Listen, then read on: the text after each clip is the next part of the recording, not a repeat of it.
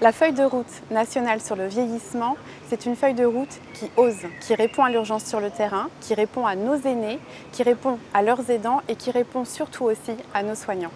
Je m'appelle Audrey Dufeu-Schubert, je suis députée de Loire-Atlantique, membre de la commission d'expertise des comptes de la sécurité sociale. Cette feuille stratégique va être en 2 étapes.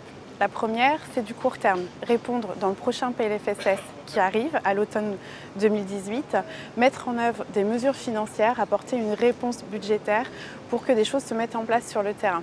Les personnes de plus de 65 ans sont à peu près 10 à 15% de personnes dépendantes.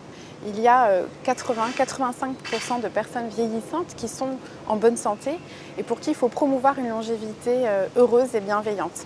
Et l'objectif de cette feuille de route nationale, c'est aussi de permettre une meilleure prévention de la perte d'autonomie et de les accompagner et de coordonner le domicile avec les EHPAD. Répondre à l'urgence, c'était avant tout apporter une attention particulière aux soignants au plus près des résidents en EHPAD. Alors la première réponse, ça va être d'augmenter le budget pour permettre le renforcement des salariés sur le terrain. C'est plus 360 millions d'euros qui seront déployés sur 3 ans. Alors il y aura la généralisation des infirmières de nuit, la généralisation de la télémédecine, mais aussi la rénovation des bâtiments de certains EHPAD en difficulté.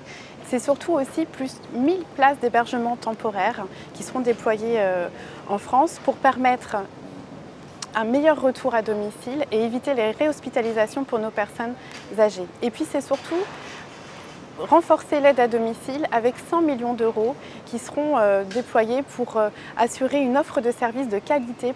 La longévité, c'est une chance pour tous. C'est pour ça que la ministre, au travers de cette feuille de route, va mettre en place un débat citoyen avec des concertations pour vraiment demander quelle place on veut donner au vieillissement. Il faut savoir que la population de nos aînés va doubler dans les années à venir et nous devons vraiment réfléchir au modèle que nous voulons mettre en place et ensuite adapter le financement.